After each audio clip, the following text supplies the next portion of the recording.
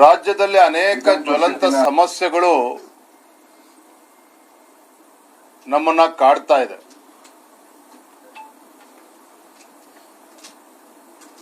ಆದರೆ ಸಮಸ್ಯೆಗಳಿಗೆ ಪರಿಹಾರವನ್ನ ಕಂಡುಕೊಳ್ತಕ್ಕಂತ ಒಂದು ಇಚ್ಛಾಶಕ್ತಿ, ರಾಜ್ಯದ ಜ್ವಲಂತ ಸಮಸ್ಯೆಗಳಿಗೆ ಏನು ಪರಿಹಾರನ ಕೊಡಬೇಕು, ಈ ಸಮಸ್ಯೆಗಳಿಗೆ ಉತ್ತರವನ್ನ ಕಂಡುಕೊಳ್ತಕ್ಕಂತ ಮನೋಭಾವನೆಯೂ ಕೂಡ ರಾಜ್ಯ ಸರ್ಕಾರಕ್ಕೆ ಇಲ್ಲ ಅನ್ನೋದು ಸ್ಪಷ್ಟವಾಗಿ ಇವತ್ತು ಗೋಚರ ಆಗ್ತಾ ಇದೆ. ಎಲ್ಲ ಸಮಸ್ಯೆಗಳಿಗೂ ಕೂಡ ಕಾಂಗ್ರೆಸ್ ಸರ್ಕಾರದ ಒಂದು ನಿರ್ಲಕ್ಷ್ಯ ಧೋರಣೆ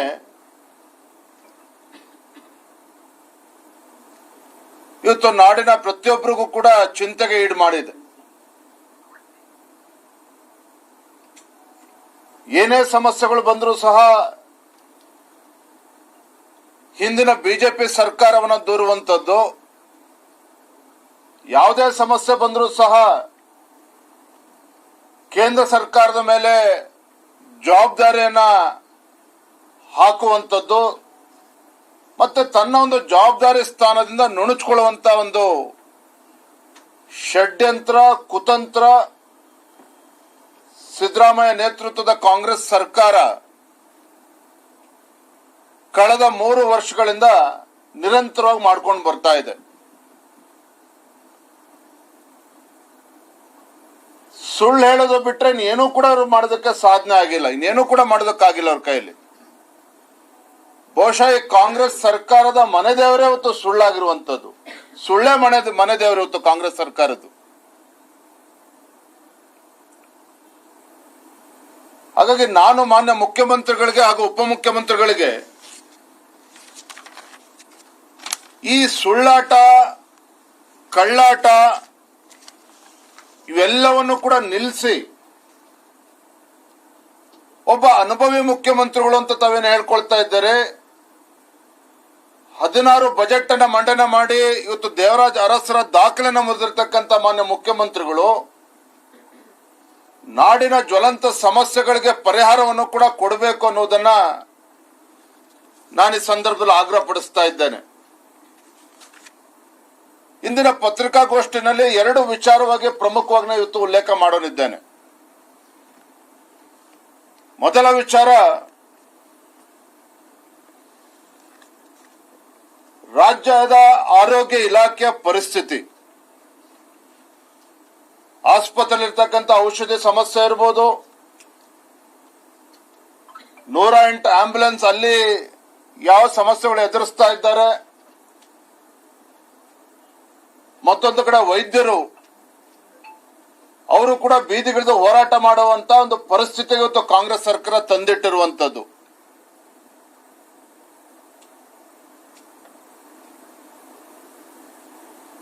ಸಾವಿರ ದಿನಗಳ ಒಂದು ಸಾಧನಾ ಸಮಾವೇಶ ಮಾಡ್ತಾರೆ ಕಾಂಗ್ರೆಸ್ನವರು, ಮುಖ್ಯಮಂತ್ರಿಗಳು, ಉಪಮುಖ್ಯಮಂತ್ರಿಗಳು. ಆದ್ರೆ ಸಮಸ್ಯೆಗಳಿಗೆ ಪರಿಹಾರನ ಕೊಡೋದಕ್ಕೆ ಇವ್ರ ಕಡೆಯಿಂದ ಆಗ್ತಾ ಇಲ್ಲ. ನೋಡಿ, ಒಟ್ಟಾರೆ ಹೊತ್ತು ಇವರ ಬೇಜವಾಬ್ದಾರಿತನದಿಂದ, ಕಾಂಗ್ರೆಸ್ ಸರ್ಕಾರದ ಬೇಜವಾಬ್ದಾರಿ ವರ್ತನೆಯಿಂದ ರಾಜ್ಯದ ಆರೋಗ್ಯ ಇಲಾಖೆ ಇವತ್ತು ಐಸಿಯುನಲ್ಲಿದೆ. ರಾಜ್ಯದ ಆರೋಗ್ಯ ಇಲಾಖೆಯೇ ಇವತ್ತು ಐಸಿಯುನಲ್ಲಿದೆ. ಔಷಧಿ ಕೊರತೆ ಇವತ್ತು ಕಾಡ್ತಾ ಇದೆ. ಇವ್ರು ಮಾಡಿರ್ತಕ್ಕಂಥ ಗನನ್ಗಾರಿ ಕೆಲಸ ಏನಪ್ಪಾ ಅಂತ ಹೇಳಿದ್ರೆ, ಪ್ರಧಾನಮಂತ್ರಿ ನರೇಂದ್ರ ಮೋದಿಜಿಯವರ ಜನಪ್ರಿಯತೆಯನ್ನ ಸಹಿಸಿಕೊಳ್ಳೋದಕ್ಕೆ ಸಾಧ್ಯ ಆಗದೇನೆ ರಾಜ್ಯದಲ್ಲಿ ಇವತ್ತು ಸರ್ಕಾರಿ ಆಸ್ಪತ್ರೆಗಳ ಆವರಣದಲ್ಲಿದ್ದಂತ ಜನೌಷಧಿ ಕೇಂದ್ರವನ್ನ ಮುಚ್ಚಿ ಹಾಕುವಂತ ಷಡ್ಯಂತ್ರ ಮಾಡಿದ್ರು.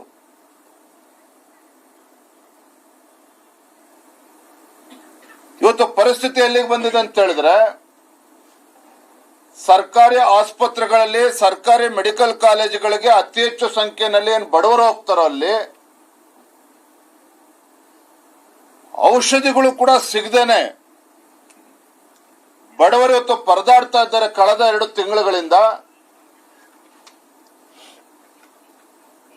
ಅನಿವಾರ್ಯವಾಗಿ ಬಡವರು ಇವತ್ತು ಆಸ್ಪತ್ರೆಯಲ್ಲಿರ್ತಕ್ಕಂಥ ವೈದ್ಯರೇ ಇವತ್ತು ಹೇಳ್ತಾ ಇದ್ದಾರೆ, ಖಾಸಗಿ ಫಾರ್ಮಸಿಗಳಿಗೆ ಅಲ್ಲಿ ಹೋಗಿ ಔಷಧಿನ ಖರೀದಿ ಮಾಡ್ಕೊಳ್ಳಿ ಅಂತ ಹೇಳಿ ಸರ್ಕಾರಿ ವೈದ್ಯರೇ ಇವತ್ತು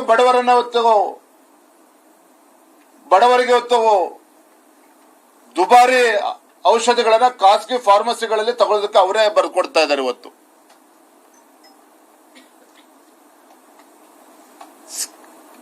ಸ್ಕ್ಯಾನಿಂಗ್ ಸೆಂಟರ್ಗಳು ಇವತ್ತು ಸಿಟಿ ಸ್ಕ್ಯಾನ್ ಮತ್ತೆ MRI ಸೇವೆ ಯಾವ ಸಂಸ್ಥೆಗಳು ನೀಡ್ತಾ ಇದ್ದಾವೆ 143 ಕೋಟಿ ರೂಪಾಯಿಗಳನ್ನ ರಾಜ್ಯ ಸರ್ಕಾರ ಬಾಕಿ ಉಳಿಸ್ಕೊಂಡಿದೆ. 143 ಕೋಟಿ ರೂಪಾಯಿಗಳನ್ನ ಬಾಕಿ ಉಳಿಸ್ಕೊಂಡಿದ್ದು ಪರಿಣಾಮ ಏನು? ಗ್ರಾಮೀಣ ಭಾಗದಲ್ಲಿ ಅಥವಾ ನಗರದಲ್ಲಿರ್ತಕ್ಕಂಥ ಬಡವರು ಸಿಟಿ ಸ್ಕ್ಯಾನು MRI ಸೇವೆ ಯಾವುದು ಕೂಡ ಇಲ್ದೇನೆ ಪರದಾಡ್ತಕ್ಕಂಥ ಪರಿಸ್ಥಿತಿ ಇವತ್ತು ನಿರ್ಮಾಣ ಆಗಿದೆ. ಗರ್ಭಿಣಿ ಸ್ತ್ರೀಯರಿಗೂ ಅನಾನುಕೂಲ ಆಗ್ತದೆ, ತೊಂದರೆ ಆಗ್ತಾ ಇದೆ. ಮತ್ತೊಂದು ಕಡೆ ವೈದ್ಯರು ಬೀದಿಗಿಳಿದು ಹೋರಾಟ ಮಾಡುವಂತ ಪರಿಸ್ಥಿತಿ ನಿರ್ಮಾಣ ಮಾಡಿದ್ದಾರೆ ಅಂತ ಹೇಳಿದ್ರೆ ಈ ರಾಜ್ಯ ಸರ್ಕಾರಕ್ಕೆ ಏನಾದ್ರೂ ಮಾನ ಮರ್ಯಾದೆ ಇದೆಯಾ?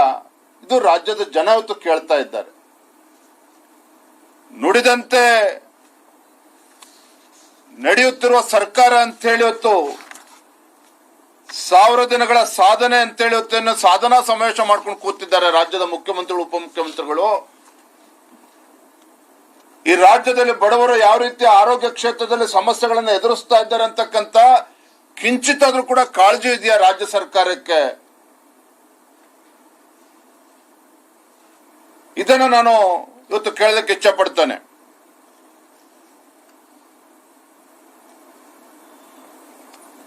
ನನ್ನ ಪ್ರಕಾರ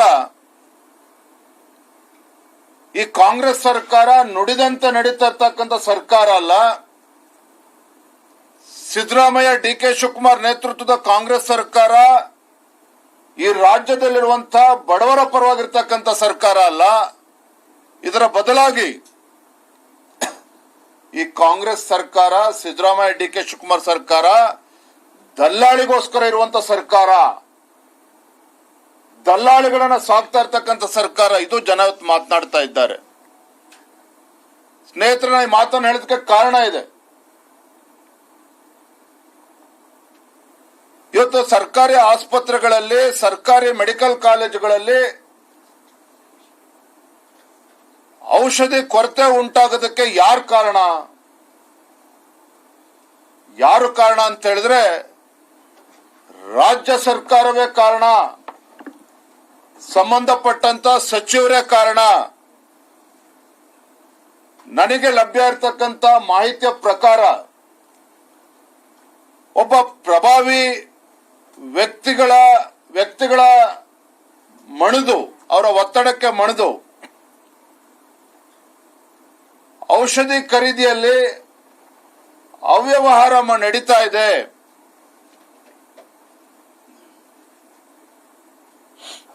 ಔಷಧಿ ವಿಚಾರದಲ್ಲೂ ಕೂಡ ಜಿಲ್ಲಾ ಆಸ್ಪತ್ರೆಗಳಲ್ಲಿ, ರಾಜ್ಯದ ಬೇರೆ ಬೇರೆ ಭಾಗಗಳಲ್ಲಿ ತುಂಡು ಗುತ್ತಿಗೆಯನ್ನ ಕೊಟ್ಟಿದ್ದಾರೆ ಇವರು. ಕೇಂದ್ರ ಸರ್ಕಾರ, ರಾಜ್ಯ ಸರ್ಕಾರ ಅನುಮತಿ ಇರತಕ್ಕಂತ ಅನೇಕ ಸಂಸ್ಥೆಗಳಿದ್ದಾವೆ. ಇವರಿಂದ ಇವರು ಔಷಧಿಗಳನ್ನ ಖರೀದಿ ಮಾಡ್ತಾ ಇಲ್ಲ. ಟೆಂಡರ್ಗಳನ್ನ ಕರೆದ್ರೂ ಸಹ ಟೆಂಡರ್ ನಲ್ಲಿ ಭಾಗವಹಿಸ್ತಾ ಇಲ್ಲ ಯಾರು ಕೂಡ. ಯಾಕೆ ಅಂತ ಹೇಳಿದ್ರೆ, ನಾನು ನೇರವಾಗಿ ಆರೋಪ ಮಾಡ್ತಾ ಇದ್ದೇನೆ, ಕಮಿಷನ್ ಹಾವಳಿಯಿಂದ 15% 20% ಏನು ಕಮಿಷನ್ ಕೇಳ್ತಾ ಇದ್ದಾರೆ. ಈ ವ್ಯವಸ್ಥೆಗೆ ಬೇಸತ್ತು ಟೆಂಡರ್ ಕರೆದ್ರೂ ಸಹ ಯಾವುದೇ ಕಂಪನಿಗಳು, ಪಬ್ಲಿಕ್ ಎಂಟರ್ಪ್ರೈಸಸ್ಗಳು ಔಷಧಿಯನ್ನ ಸರ್ಕಾರಕ್ಕೆ ಸರ್ಕಾರಿ ಆಸ್ಪತ್ರೆಗಳಲ್ಲಿ ಸರಬರಾಜು ಮಾಡೋದಕ್ಕೆ ಟೆಂಡರ್ ಪ್ರಕ್ರಿಯೆಯಲ್ಲೂ ಕೂಡ ಭಾಗವಹಿಸೋದಕ್ಕೆ ಮುಂದೆ ಬರ್ತಾ ಇಲ್ಲ. ಹಾಗಾಗಿ ಇಡೀ ವ್ಯವಸ್ಥೆ ಹದಗೆಡಿಸೋದಕ್ಕೆ ರಾಜ್ಯ ಸರ್ಕಾರ ಇವತ್ತು ಕಾರಣ ಆಗಿದೆ. ಕರ್ನಾಟಕ ರಾಜ್ಯ ಔಷಧ ಉಗ್ರಾಣ ನಿಗಮದಿಂದ ಸರ್ಕಾರಿ ಆಸ್ಪತ್ರೆಗಳಿಗೆ ಔಷಧಿ ಖರೀದಿ ಪದ್ಧತಿ ಈ ರಾಜ್ಯ ಸರ್ಕಾರ ತಿಲಾಂಜಲಿ ಹೇಳಿ ಬಹಳ ದಿನಗಳಾಗಿದ್ದಾವೆ. ನಾಗಲೇ ಹೇಳಿದಾಗೆ ಜಿಲ್ಲಾ ಮಟ್ಟದಲ್ಲಿ, ತಾಲೂಕು ಮಟ್ಟದಲ್ಲಿ ತುಂಡು ಗುತ್ತಿಗೆ ಮೂಲಕ ಔಷಧಿ ಖರೀದಿ ಮಾಡೋದಕ್ಕೇನು ಸರ್ಕಾರ ಮುಂದಾಗಿದೆ. ಇದರ ಪರಿಣಾಮನೇ ರಾಜ್ಯದಲ್ಲಿ ಇವತ್ತು ಔಷಧಿ ಕೊರತೆಗೆ ಕಾರಣ ಆಗಿರುವಂತದ್ದು. ಮತ್ತೊಂದು ಕಡೆ ಕೃತಕ ಅಭಾವವನ್ನು ಕೂಡ ಸೃಷ್ಟಿಯಾಗೋದಕ್ಕೆ ಇವತ್ತು ರಾಜ್ಯ ಸರ್ಕಾರವೇ ಕಾರಣ ಆಗಿದೆ. ಇದಕ್ಕೆ ಯಾರು ಇದರಲ್ಲಿ ಮಹಾನುಭಾವರಿದ್ದಾರೆ ಅಂತ ಹೇಳಿದ್ರೆ, ಮಂಗಳೂರು ಮೂಲದ ಒಬ್ಬ ಖಾಸಗಿ ವ್ಯಕ್ತಿ, ಮತ್ತೊಮ್ಮೆ ಹೇಳ್ತಾನೆ, ಮಂಗಳೂರು ಮೂಲದ ಒಬ್ಬ ಖಾಸಗಿ ವ್ಯಕ್ತಿ ರಾಜ್ಯದ ಔಷಧಿ ಖರೀದಿ ವ್ಯವಸ್ಥೆಯನ್ನ ನಿಯಂತ್ರಣದಲ್ಲಿಡ್ಕೊಂಡು ಬಹುತೇಕ ಸರ್ಕಾರಿ ಆಸ್ಪತ್ರೆಗಳಲ್ಲಿ ಈತ ಒಬ್ಬನೇ ಇದನ್ನ ಎಲ್ಲವೂ ಕೂಡ ಸಪ್ಲೈ ಮಾಡುವಂತ ಒಂದು ಪರಿಸ್ಥಿತಿ ನಿರ್ಮಾಣ ಮಾಡ್ಕೊಂಡಿದ್ದಾರೆ. ಹಾಗಾಗಿ ಇಡೀ ವ್ಯವಸ್ಥೆನೆ, ಆರೋಗ್ಯ ಇಲಾಖೆ ಸಂಪೂರ್ಣ ವ್ಯವಸ್ಥೆ ಒಬ್ಬ ಖಾಸಗಿ ವ್ಯಕ್ತಿಗೆ ಹೊತ್ತು ಪಾಲಾಗಿರುವಂತದ್ದು ಮೇಲ್ನೋಟಕ್ಕೆ ಹೊತ್ತು ಗೊತ್ತಾಗ್ತಾ ಇದೆ. ಮಂಗಳೂರು ವ್ಯಕ್ತಿಯ ಇವನ ಪ್ರಭಾವದಿಂದ ಇಡೀ ವ್ಯವಸ್ಥೆ ಕುಸಿದು ಬಿದ್ದಿರುವಂತದ್ದು. ಇಡೀ ವ್ಯವಸ್ಥೆ ಕುಸಿದು ಬೀಳೋದ್ರ ಜೊತೆಗೆ ಬಡವರು ಇವತ್ತು ಪರದಾಡ್ತಾ ಇದ್ದಾರೆ. ಹಾಗಾಗಿ ನಾನು ಇವತ್ತು ಮಾನ್ಯ ಸಚಿವರಾಗಿರುವಂತಹ ದಿನೇಶ್ ಗುಂಡೂರಾವ್ ಅವರಿಗೆ ನಾನು ಒತ್ತಾಯ ಮಾಡ್ತೇನೆ, ಆಗ್ರಹ ಪಡಿಸ್ತೇನೆ, ಈ ರೀತಿ ಕೃತಕ ಅಭಾವವನ್ನ ಸೃಷ್ಟಿ ಮಾಡೋದಕ್ಕೆ ನೀವು ಅವಕಾಶನ ನೀಡಬಾರದು. ಇವತ್ತು ರಾಯಚೂರು ಆಗ್ಲಿ, ತುಮಕೂರು ಆಗ್ಲಿ, ಕೋಲಾರ ಆಗ್ಲಿ, ಹಾಸನ ಆಗ್ಲಿ, ಬೆಳಗಾವಿ ಆಗ್ಲಿ, ಮಂಡ್ಯ ಆಗ್ಲಿ, ಎಲ್ಲ ಔಷಧಿಯ ಟೆಂಡರ್ಗಳು ಈತ ಒಬ್ಬನೇ ಖಾಸಗಿ ವ್ಯಕ್ತಿಗೆ ಸಿಗುವಂತೆ ಯಾಕೆ ಪರಿಸ್ಥಿತಿ ನಿರ್ಮಾಣ ಆಗ್ತಾ ಇದೆ, ಅನಿವಾರ್ಯತೆ ನಿರ್ಮಾಣ ಆಗ್ತಾ ಇದೆ? ಇದರಲ್ಲಿ ಏನು ಷಡ್ಯಂತ್ರ ನಡೆದಿದೆ, ಏನು ಪಿತೂರಿ ನಡೆದಿದೆ, ಏನು ಅವ್ಯವಹಾರ ನಡೀತಾ ಇದೆ? ಮಾರುಕಟ್ಟೆಗಿಂತ 3 ಪಟ್ಟು ಹೆಚ್ಚು ದರದಲ್ಲಿ ಔಷಧಿ ಖರೀದಿ ಮಾಡತಕ್ಕಂತ ಪರಿಸ್ಥಿತಿ ರಾಜ್ಯದಲ್ಲಿ ಯಾಕೆ ನಿರ್ಮಾಣ ಆಗಿದೆ? ಇಷ್ಟೊಂದು ಔಷಧಿ ಕೊರತೆ ಆಗೋದಕ್ಕೆ ಯಾರು ಕಾರಣ ಅನ್ನೋದನ್ನು ಕೂಡ ಮಾನ್ಯ ಸಚಿವರು ಬಹಿರಂಗ ಪಡಿಸಬೇಕು ಅಂತ ನಾನು ಆಗ್ರಹ ಪಡಿಸ್ತೇನೆ. ಈ ಖಾಸಗಿ ವ್ಯಕ್ತಿ ಯಾರು ಅಂತ ನೀವು ಕೇಳಬಹುದು. ಮಂಗಳೂರು ಮೂಲದ ಈ ಖಾಸಗಿ ವ್ಯಕ್ತಿ ಯಾರು ಅಂತ ಹೇಳಿದ್ರೆ ವಹಾಬ್ ಖಾನ್ ಅಂತೇಳಿ, ವಹಾಬ್ ಖಾನ್. ರಾಜ್ಯದ ಎಲ್ಲಾ ಆಸ್ಪತ್ರೆಗಳಲ್ಲೂ ಕೂಡ ಈತನಿಗೆ ಟೆಂಡರ್ ಸಿಗುವಂತದ್ದು, ಬೇರೆ ಯಾರು ಕೂಡ ಮುಂದೆ ಬರ್ತಾ ಇಲ್ಲ. 100 ರೂಪಾಯಿ ಇದ್ದದನ್ನ 300 ರೂಪಾಯಿಗೆ ಹೊತ್ತು ಖರೀದಿ ಮಾಡ್ತಕ್ಕಂಥ ಪರಿಸ್ಥಿತಿ ನಿರ್ಮಾಣ ಆಗಿದೆ. ಇದರ ಪರಿಣಾಮ ಎಲ್ಲ ಜಿಲ್ಲೆಗಳಲ್ಲೂ ಕೂಡ ಹರಾಸ್ಮೆಂಟ್ ಕೂಡ ಪ್ರಾರಂಭ ಆಗಿದೆ. ನಾ ಬರುವಂತ ದಿನಗಳಲ್ಲಿ ಇದ್ರ ಬಗ್ಗೆ ಇನ್ನೂ ಹೆಚ್ಚು ಮಾಹಿತಿಗಳನ್ನ ಕೊಡ್ತೇನೆ, ದಾಖಲೆಗಳನ್ನು ಕೂಡ ನಾನು ಬಿಡುಗಡೆ ಮಾಡ್ತೇನೆ. 108 ಆಂಬ್ಯುಲೆನ್ಸ್ ಪರಿಸ್ಥಿತಿನೂ ಕೂಡ ಇಲ್ಲಿಗೆ ಬಂದು ಮುಟ್ಟಿದೆ. ಕಳೆದ 8-9 ತಿಂಗಳುಗಳಿಂದ 108 ಆಂಬ್ಯುಲೆನ್ಸ್ ಆ ಕಾರ್ಮಿಕರಿಗೆ, ಡ್ರೈವರ್ಗಳಿಗೆ, ಹೆಲ್ಪರ್ಗಳಿಗೆ ಅವರು ಕೂಡ ಸಂಬಳ ಕೊಡೋದಕ್ಕೆ ಆಗ್ತಾ ಇಲ್ಲ. ನೌಕರಿಗೆ ಸಂಬಳ ಕೊಡೋದಕ್ಕೂ ಆಗ್ತಾ ಇಲ್ಲ. ಈ ರೀತಿ ಅವ್ಯವಸ್ಥೆ, ಅರಾಜಕತೆ ಸೃಷ್ಟಿಗೆ ರಾಜ್ಯ ಸರ್ಕಾರ ಇವತ್ತು ಜವಾಬ್ದಾರಿಯನ್ನ ಹೊರಬೇಕಾಗ್ತದೆ. ಜವಾಬ್ದಾರಿಯನ್ನ ತೆಗೆದುಕೊಳ್ಳೋ ಜೊತೆಗೆ ದಲ್ಲಾಳಿಗಳನ್ನ ಬದಿಗಿಟ್ಟು ವ್ಯವಸ್ಥೆನ ಸುಧಾರಣೆ ಮಾಡತಕ್ಕಂಥ ನಿಟ್ಟಿನಲ್ಲಿ ಸಚಿವರು ಕೂಡ ಗಮನಿಸಬೇಕು, ಮಾನ್ಯ ಮುಖ್ಯಮಂತ್ರಿಗಳು ಕೂಡ ಗಮನಿಸಬೇಕು ಅಂತೇಳಿ ನಾನು ಈ ಸಂದರ್ಭದಲ್ಲಿ ಆಗ್ರಹ ಪಡಿಸ್ತೇನೆ. ನಿನ್ನೆ ದಿನ ಧಾರವಾಡದಲ್ಲಿ ಬಹಳ ದೊಡ್ಡ ಪ್ರಮಾಣದಲ್ಲಿ ರಾಜ್ಯ ವಿದ್ಯಾರ್ಥಿ ಒಕ್ಕೂಟ ಹಲವಾರು ಬಾರಿ ಪ್ರತಿಭಟನೆಗಳನ್ನ ಹೋರಾಟಗಳನ್ನ ಬೀದಿಗಿಳಿದು ಮಾಡಿದ್ದಾರೆ. ಬೆಂಗಳೂರಿನಲ್ಲೂ ಕೂಡ ಮಾಡಿದ್ದಾರೆ, ಹಿಂದೆ ಧಾರವಾಡದಲ್ಲೂ ಕೂಡ ಮಾಡಿದ್ದಾರೆ, ಬಿಜಾಪುರ, ಬಾಗಲಕೋಟೆ, ಬೀದರ್ನಲ್ಲೂ ಕೂಡ ಮಾಡಿದ್ದಾರೆ. ಆದರೆ ರಾಜ್ಯ ಸರ್ಕಾರ ಕುಂಭಕರ್ಣ ನಿದ್ರೆಯಲ್ಲಿರುವ ಪರಿಣಾಮವಾಗಿ ಮತ್ತೆ ರಾಜ್ಯದ ಯುವಜನತೆಗೆ ಉದ್ಯೋಗವನ್ನು ಸೃಷ್ಟಿ ಮಾಡಬೇಕು, ಆ ಇಚ್ಛಾಶಕ್ತಿಯ ಕೊರತೆನೂ ಕೂಡ ಇರುವ ಪರಿಣಾಮವಾಗಿ ಬಹಳ ಹಗುರವಾಗಿ ಇದನ್ನು ತೆಗೆದುಕೊಂಡಿದ್ದಾರೆ. ಅನೇಕ ಹೋರಾಟಗಳು ನಡೆದರೂ ಸಹ ಇದ್ರ ಬಗ್ಗೆ ಚಕಾರವನ್ನು ಕೂಡ ಎತ್ತುತ್ತಾ ಇಲ್ಲ. ನಾನು ತಮ್ಮ ಮುಖೇನ ಇವತ್ತು ಈ ರಾಜ್ಯದ ಗೌರವಾನ್ವಿತ ಮುಖ್ಯಮಂತ್ರಿಗಳ ಗಮನಕ್ಕೆ ತರೋದಕ್ಕೆ ಇಚ್ಛಪಡ್ತೇನೆ. ತಮ್ಮ ಪ್ರಣಾಳಿಕೆ ನುಡಿದಂತೆ ನಡೆಯುವ ಸರ್ಕಾರ ಆಗಿರೋದ್ರಿಂದ ಮಾನ್ಯ ಮುಖ್ಯಮಂತ್ರಿಗಳಿಗೆ, ಉಪಮುಖ್ಯಮಂತ್ರಿಗಳಿಗೆ ಪ್ರಣಾಳಿಕೆಯನ್ನು ನೆನಪು ಮಾಡ್ಕೊಡೋದಕ್ಕೆ ಇಚ್ಛೆ ಪಡ್ತೇನೆ. ಅವ್ರು ಏನ್ ಹೇಳ್ತಾರೆ ಪ್ರಣಾಳಿಕೆಯಲ್ಲಿ ಅಂತ ಹೇಳಿದ್ರೆ, to fill up approved vacancies in all government departments in 1 year. ನಾನು ಹೇಳ್ತಾ ಇಲ್ಲ, to fill up all government vacancies with in 1 year. ಅಂದ್ರೆ ರಾಜ್ಯ ಕಾಂಗ್ರೆಸ್ ಸರ್ಕಾರ ಅಧಿಕಾರಕ್ಕೆ ಬಂದ ಒಂದೇ ವರ್ಷದಲ್ಲಿ ಈ ಖಾಲಿ ಹುದ್ದೆಗಳನ್ನ ಭರ್ತಿ ಮಾಡುವಂತ ಜವಾಬ್ದಾರಿಯನ್ನ, ವಾಗ್ದಾನವನ್ನ ನಾವು ನೀಡ್ತೇವೆ. ಕಾಂಗ್ರೆಸ್ ಪಕ್ಷ ಚುನಾವಣೆ ಸಂದರ್ಭದಲ್ಲಿ ಭರವಸೆನ ನೀಡಿದ್ರು. ಅಷ್ಟೇ ಅಲ್ಲ, ರಾಹುಲ್ ಗಾಂಧಿ ಅವರು ಸಹ ಸಾರ್ವತ್ರಿಕ ಚುನಾವಣೆ ಸಂದರ್ಭದಲ್ಲಿ, ವಿಧಾನಸಭಾ ಚುನಾವಣೆ ಸಂದರ್ಭದಲ್ಲಿ ಬೆಳಗಾವಿಗೆ ಬಂದಾಗ former All India Congress Committee President Rahul Gandhi said on Saturday that 2.5 lakh government posts lying vacant will be filled if Congress comes to power in Karnataka. ಇದು ಸ್ವತಃ ರಾಹುಲ್ ಗಾಂಧಿ ಅವರೇ ಹೇಳಿರುವಂತದ್ದು. ಆದ್ರೆ ಪಾಪ ಮುಖ್ಯಮಂತ್ರಿಗಳಿಗೆ ಎಲ್ಲವೂ ಕೂಡ ಮರ್ತೋಗಿದೆ.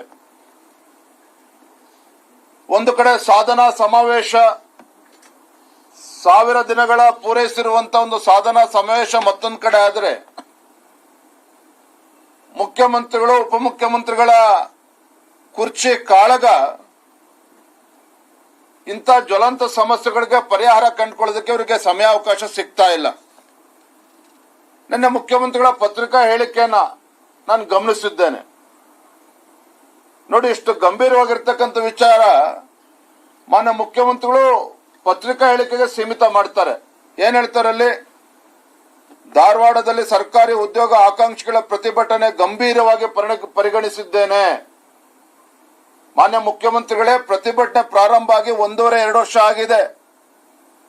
2 ವರ್ಷ ಸಮಯ ಬೇಕಾಯ್ತಾ ಗಂಭೀರವಾಗಿ ಪರಿಗಣಿಸಿದ್ದೇವೆ ಅಂತ ಹೇಳೋದಕ್ಕೆ ನಿಮಗೆ? ಯಾಕೆ ಇಷ್ಟು ದಿನಗಳಾದ್ರೂ ಕೂಡ ಇದ್ರ ಬಗ್ಗೆ ನೀವು ಚಕಾರ ಎತ್ತಲಿಲ್ಲ? ಹಾಗಾದ್ರೆ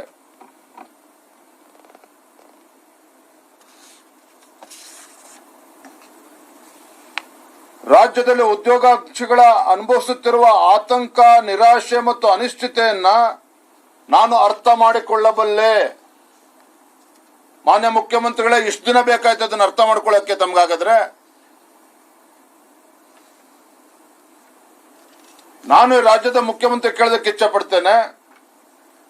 ತಮ್ಮ ಪ್ರಣಾಳಿಕೆಯಲ್ಲೂ ಕೂಡ ಭರವಸೆ ಕೊಟ್ಟಿದ್ರಿ. ಸರ್ಕಾರ ಬಂದು 2.25 ವರ್ಷ 3 ವರ್ಷ ಆದ್ರೂ ಸಹ ಪಾಪ ಇನ್ನೂ ಕೂಡ ನಿಮಗೆ ಸಮಯಾವಕಾಶ ಸಿಕ್ಕಿಲ್ಲ. ವಿದ್ಯಾರ್ಥಿಗಳನ್ನ ಮಾತಾಡ್ಸೋದಕ್ಕೆ ನಿಮಗೆ ಸಮಯ ಸಿಕ್ಕಿಲ್ಲ. ಆ ಯುವ ಜನತೆಯ ಭಾವನೆಗಳನ್ನ ಅರ್ಥ ಮಾಡ್ಕೊಳ್ಳೋಕ್ಕೂ ಕೂಡ ನಿಮಗೆ ಸಮಯಾವಕಾಶ ಸಿಗ್ತಾ ಇಲ್ಲ. ನಿನ್ನೆ ದಿನ ಹೋರಾಟ ವಿಕೋಪಕ್ಕೆ ಹೋದ್ಮೇಲೆ ಈಗ ಎಚ್ಚೆತ್ತುಕೊಂಡಿದ್ದೇವೆ ಅನ್ನೋ ಒಂದು ನಾಟಕವನ್ನ ಮಾನ್ಯ ಮುಖ್ಯಮಂತ್ರಿಗಳು ಮಾಡ್ತಾ ಇದ್ದಾರೆ. ನಮ್ಮ ಜೊತೆಲಿ ಇವತ್ತು ವಿಧಾನ ಪರಿಷತ್ ಸದಸ್ಯರು ಸಂಕನೂರ್ ಸಾಹೇಬರು ಕೂಡ ಇದ್ದಾರೆ. MLC ಅವರು. ಅಧಿವೇಶನ ಸಂದರ್ಭದಲ್ಲಿ ಅವರು ಪ್ರಶ್ನೆನೂ ಕೂಡ ದಿನಾಂಕ 11, 12, 20, 25ರಂದು ಪ್ರಶ್ನೆನ ಕೇಳಿದ್ರು. 11ನೇ ತಾರೀಕು ಡಿಸೆಂಬರ್ನಲ್ಲಿ, 25ರಲ್ಲಿ ಈ ಪ್ರಶ್ನೆನ ಕೇಳಿದ್ರು. ಅದರಲ್ಲಿ ಉತ್ತರವನ್ನು ಕೂಡ ರಾಜ್ಯ ಸರ್ಕಾರ ಕೊಟ್ಟಿದೆ. ಯಾಕಿದನ್ನ ಇಲ್ಲಿ ಉಲ್ಲೇಖ ಮಾಡ್ತಾ ಇದ್ದೇನೆ ಅಂತ ಹೇಳಿದ್ರೆ, ಪದೇ ಪದೇ ಮಾನ್ಯ ಮುಖ್ಯಮಂತ್ರಿಗಳು ಸುಳ್ಳನ್ನ ಹೇಳ್ತಾ ಇದ್ದಾರೆ. ಈಗಾಗಲೇ 40,000 ಹುದ್ದೆಗಳನ್ನ ತುಂಬಿದ್ದೇವೆ ಅನ್ನೋ ಮಾತನ್ನು ಕೂಡ ಮಾನ್ಯ ಮುಖ್ಯಮಂತ್ರಿಗಳು ಮತ್ತೊಂದು ಸುಳ್ಳನ್ನ ಹೇಳಿದ್ದಾರೆ. ನಿನ್ನೆ ದಿನ ತುಂಬಿದ್ದೇ ನಿಜ ಆದ್ರೆ ಮಾಹಿತಿನ ಕೊಡಬೇಕಾಗಿತ್ತು. ಮತ್ತೊಂದು ಕಡೆ ಆರ್ಥಿಕ ಇಲಾಖೆ, ಫೈನಾನ್ಸ್ ಡಿಪಾರ್ಟ್ಮೆಂಟ್ ಸುಮಾರು 40,000ಕ್ಕೂ ಹೆಚ್ಚು ಹುದ್ದೆಗಳನ್ನ ನೇಮಕಾತಿ ಮಾಡೋದಕ್ಕೆ ಆರ್ಥಿಕ ಇಲಾಖೆ ಕ್ಲಿಯರೆನ್ಸ್ ಕೊಟ್ಟಿದೆ ಅನ್ನೋ ಮಾತನ್ನು ಕೂಡ ನಿನ್ನೆ ಉಲ್ಲೇಖ ಮಾಡಿದ್ದಾರೆ. ನಾನಿಲ್ಲಿ ಹೇಳ್ತೇನೆ, ಮಾನ್ಯ ಸಂಕ್ನೂರವರು ಕೇಳಿದಂತ ಪ್ರಶ್ನೆಗೆ ವಿವಿಧ ಇಲಾಖೆಗಳಲ್ಲಿ ಖಾಲಿ ಇರುವ ಹುದ್ದೆಗಳನ್ನು ತುಂಬಿಕೊಳ್ಳಲು ಆರ್ಥಿಕ ಇಲಾಖೆ ಮಂಜೂರಾತಿ ನೀಡಿದೆಯೇ? ಹಾಗಿದ್ದಲ್ಲಿ ಯಾವ ಯಾವ ಇಲಾಖೆಗಳಲ್ಲಿ ಯಾವ್ಯಾವ ವೃಂದದ ಎಷ್ಟು ಹುದ್ದೆಗಳನ್ನ ಭರ್ತಿ ಮಾಡಿಕೊಳ್ಳಲು ಅನುಮತಿ ನೀಡಲಾಗಿದೆ ಅಂತೇಳಿ ಪ್ರಶ್ನೆ ಕೇಳಿದಾಗ ಕೇವಲ 24,300 ತುಂಬೋದಕ್ಕೆ ಆರ್ಥಿಕ ಇಲಾಖೆ ಅನುಮತಿ ಕೊಟ್ಟು ಈಗಾಗಲೇ 4-5 ತಿಂಗಳುಗಳು ಕಳೆದಿದೆ. ನೆನ್ನೆ ಮೊನ್ನೆ ಅಲ್ಲ, ಇದು 4-5 ತಿಂಗಳುಗಳ ಹಿಂದಿನ ಆರ್ಥಿಕ ಇಲಾಖೆ ಕ್ಲಿಯರೆನ್ಸ್ ಕೊಟ್ಟರೂ ಸಹ ಯಾಕೆ ರಾಜ್ಯ ಸರ್ಕಾರ ಮಾನ್ಯ ಮುಖ್ಯಮಂತ್ರಿಗಳಿಗೆ ಈ ಪ್ರಕ್ರಿಯೆಯನ್ನ, ನೇಮಕಾತಿ ಪ್ರಕ್ರಿಯೆಯನ್ನ ಇವತ್ತಿಗೂ ಕೂಡ ಪ್ರಾರಂಭ ಮಾಡೋದಕ್ಕೆ ಸಾಧ್ಯ ಆಗಿಲ್ಲ? ಮತ್ತೊಂದು ಕಡೆ ಮಾನ್ಯ ಮುಖ್ಯಮಂತ್ರಿಗಳು ಈಗಾಗಲೇ ಮೀಸಲಾತಿ ವಿಚಾರದಲ್ಲಿ ಗೊಂದಲ ಆಗಿ ಇವತ್ತು ರಾಜ್ಯ ಉಚ್ಚ ನ್ಯಾಯಾಲಯದಲ್ಲಿದೆ ಅಂತೇಳಿ ಸಬೂಬನ ಹೇಳ್ತಕ್ಕಂತ ಪ್ರಯತ್ನ ಮಾಡಿದ್ದಾರೆ. ನಾನು ನಮ್ಮ ಮಾಧ್ಯಮ ಮಿತ್ರರ ಗಮನಕ್ಕೆ ತರೋದಕ್ಕೆ ಇಚ್ಛೆ ಪಡ್ತೇನೆ. ರಾಜ್ಯ ಉಚ್ಚ ನ್ಯಾಯಾಲಯದಲ್ಲಿ ಈ ಪ್ರಕರಣ ಇರ್ತಕ್ಕಂಥದ್ದು ಎಷ್ಟು ಸತ್ಯನೋ, ರಾಜ್ಯ ಉಚ್ಚ ನ್ಯಾಯಾಲಯ ಮತ್ತೊಂದು ಕಡೆ ಏನು 50% ಇದ್ದಂತ ರಿಸರ್ವೇಶನ್ 56% ಆಗಿತ್ತು. ಆ ಎಕ್ಸೆಸ್ 6% ಏನಿತ್ತು ಅದಕ್ಕೇನು ನೇಮಕಾತಿಗಳಾಗ್ತವೆ ಅದನ್ನ ಬದಿಗಿಟ್ಟು, ಅಷ್ಟು ಹುದ್ದೆಗಳನ್ನ ಬದಿಗಿಟ್ಟು ಇನ್ನ ಬಾಕಿ ಇರ್ತಕ್ಕಂಥ 50% ಏನಿದೆ ನೇಮಕಾತಿ ಮಾಡಬಹುದು, ಅದಕ್ಕೆ ಅನುಮತಿ ನೀಡ್ತೇವೆ ಅಂತೇಳಿ ರಾಜ್ಯ ಉಚ್ಚ ನ್ಯಾಯಾಲಯ ಹಿಂದೆನೇ ಹೇಳಿದೆ. 5-6 ತಿಂಗಳಾಗಿದೆ ಮಾತನ್ನ ಹೇಳಿ ರಾಜ್ಯ ಉಚ್ಚ ನ್ಯಾಯಾಲಯ. ಅಫಿಡವಿಟ್ ಕೊಡಿ ಅಂತಾನು ಕೂಡ ಹೇಳಿದ್ದಾರೆ. ಅಫಿಡವಿಟ್ ಕೊಟ್ರೆ ಮುಗಿದೋಯ್ತು. ಇವತ್ತು ಕೂಡ ಈ ನಿಟ್ಟಿನಲ್ಲಿ ರಾಜ್ಯ ಸರ್ಕಾರ ಒಂದು ಹೆಜ್ಜೆನೂ ಕೂಡ ಮುಂದಿಟ್ಟಿಲ್ಲ.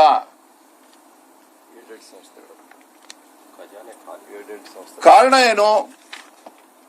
ವಾಸ್ತವಿಕ ಸತ್ಯವನ್ನ ಮರೆಮಾಚುವಂತ ಕೆಲಸ ಮಾನ್ಯ ಮುಖ್ಯಮಂತ್ರಿಗಳು ಈಗಲಾದ್ರೂ ಕೂಡ ಮಾಡೋದನ್ನ ಬಿಡಬೇಕು. ಮಾನ್ಯ ಮುಖ್ಯಮಂತ್ರಿಗಳು ಬಹಿರಂಗವಾಗಿ ಒಪ್ಕೋಬೇಕು, ವಾಸ್ತವಿಕ ಸತ್ಯವನ್ನ ಬಿಚ್ಚಿಡಬೇಕು, ಮತ್ತೆ ರಾಜ್ಯದ ಜನರ ಕ್ಷಮೆಯನ್ನು ಕೂಡ ಅವ್ರು ಕೇಳಬೇಕು. ಯಾತಕ್ಕೋಸ್ಕರ ಅಂತ ಹೇಳಿದ್ರೆ, ಇವರ ಪಂಚ ಗ್ಯಾರಂಟಿಗಳನ್ನ ನಿರ್ವಹಣೆ ಮಾಡೋದಕ್ಕೆ ಹಣಕಾಸಿನ ಸಮಸ್ಯೆಯನ್ನು ಕಾಡ್ತಾ ಇದೆ. ಇದರ ಪರಿಣಾಮ ಏನು ಅಂತ ಹೇಳಿದ್ರೆ, ಇವ್ದು ಯಾವುದೇ ನೇಮಕಾತಿಯನ್ನ ಮಾಡೋದಕ್ಕೆ ಅವ್ರ ಮನಸ್ಸು ಬರ್ತಾ ಇಲ್ಲ ಕಾಂಗ್ರೆಸ್ ಸರ್ಕಾರಕ್ಕೆ, ಮುಖ್ಯಮಂತ್ರಿಗಳಿಗೆ. ಸರ್ಕಾರ ಬಂದು 2.25 ವರ್ಷ ಆಗಿದೆ.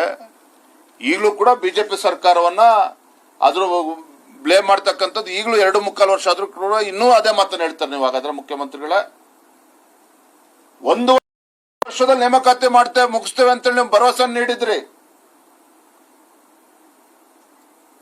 ಈ ರೀತಿ ಸುಳ್ಳು ಹೇಳೋದನ್ನ ಬಿಟ್ಟು, ಆರೋಪಗಳನ್ನ ಮಾಡೋದನ್ನ ಬಿಟ್ಟು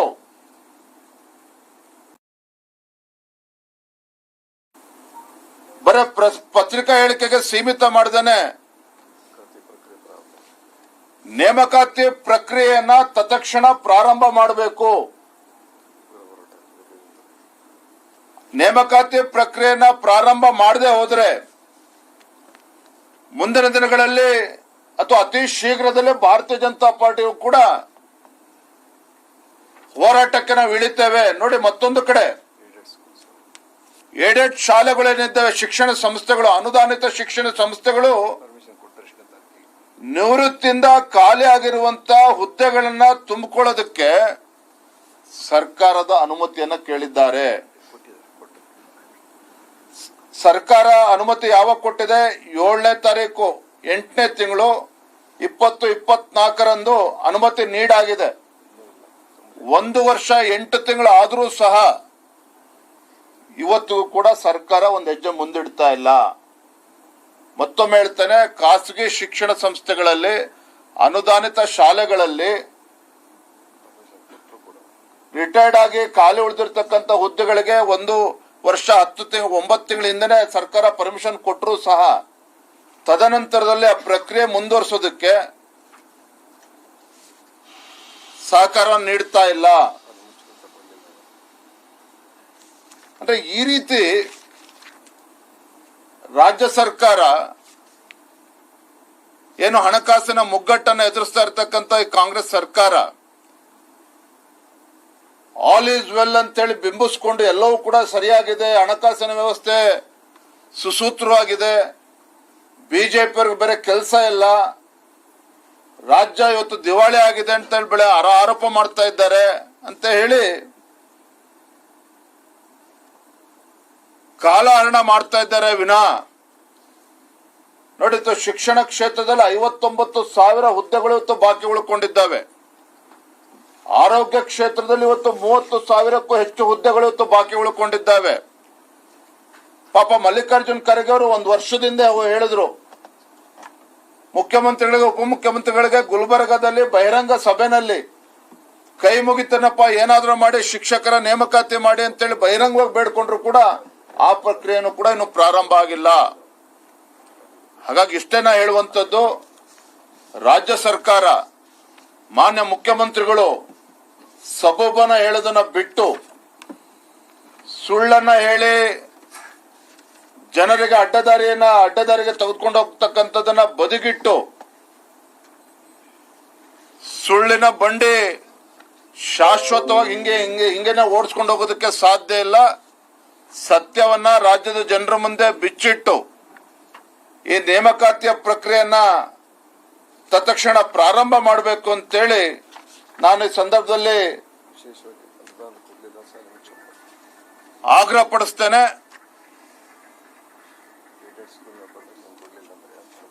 ಇವತ್ತು ಏಡೆಡ್ ಶಾಲೆಗಳು ಕೂಡ, ಶಾಲಾ ಕಾಲೇಜುಗಳು ಕೂಡ ಮುಚ್ಚ ಆಗ್ತಕ್ಕಂಥ ಪರಿಸ್ಥಿತಿನೂ ಕೂಡ ಬಂದು ನಿಂತಿದೆ. ಹಾಗಾಗಿ ಎಲ್ಲದರ ಬಗ್ಗೆ ಮಾನ್ಯ ಮುಖ್ಯಮಂತ್ರಿಗಳು ತತ್ಕ್ಷಣ ಸ್ಪಂದನೆ ಮಾಡಬೇಕು ಅಂತ ಈ ಸಂದರ್ಭದಲ್ಲಿ ಆಗ್ರಹ ಪಡಿಸ್ತಾ ಇದ್ದೇನೆ.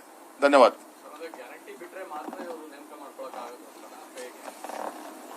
ಗ್ಯಾರಂಟಿ ಬಿಟ್ರೆ ಜನ ಬಡಗಿ ತಗೊಂಡು ಹೊಡಿತಾರೆ, ನಮಗಲ್ಲ, ಕಾಂಗ್ರೆಸ್ನವರಿಗೆ. ರಾಜ್ಯದ ಜನ ಏನು ಗ್ಯಾರಂಟಿ ಕೇಳಿರಲಿಲ್ಲ. ಅಧಿಕಾರಕ್ಕೆ ಬರಬೇಕು ಅಂತಕ್ಕಂಥ ಹಪಾಪಿ ಇವ್ರಿಗೇನಿತ್ತು, ನಕ್ಷತ್ರವನ್ನು ಬೇಕಾದ್ರೂ ಕಿತ್ಕೊಂಡು ಕೊಡ್ತೇವೆ ಅಂತೇಳಿ ಈ ರೀತಿ ಅನೇಕ ಭರವಸೆಗಳನ್ನ ಕೊಟ್ಟಿದ್ದಾರೆ. ಗ್ಯಾರಂಟಿಗಳಿಂದ ಏನೇನು ಆಗ್ತಾ ಇದೆ ಪರಿಣಾಮದರು ಸದನದಲ್ಲಿ ಮಾತನಾಡ್ತೇವೆ. KSRTC ಇವತ್ತು ಯಾವ ರೀತಿ ಬಸ್ಗಳು, ಡಕೋಟಾ ಬಸ್ಗಳು ಓಡಿಸ್ತಾ ಇದ್ದಾರೆ, ಅದೆಲ್ಲವೂ ಕೂಡ ಮತ್ತೆ ಚರ್ಚೆ ಮಾಡೋಣ. ಗ್ಯಾರಂಟಿಗಳು ಅವ್ರು ಭರವಸೆ ಕೊಟ್ಟಿದ್ದಾರೆ, ಅದ್ರ ಪ್ರಕಾರ ಕೊಡ್ಲೇಬೇಕಾಗ್ತದೆ. ಆದ್ರೆ ಗ್ಯಾರಂಟಿಗಳು ಕೂಡ ಸರಿಯಾಗಿ ಪೂರೈಸ್ತಾ ಇಲ್ಲ, ಜನರಿಗೆ ತಲುಪ್ತಾ ಇಲ್ಲ. ಮತ್ತೊಂದು ಕಡೆ ರಾಜ್ಯದಲ್ಲಿ ಇವತ್ತು ಅರಾಜಕತೆ ಸೃಷ್ಟಿ ಆಗ್ತಾ ಇದೆ.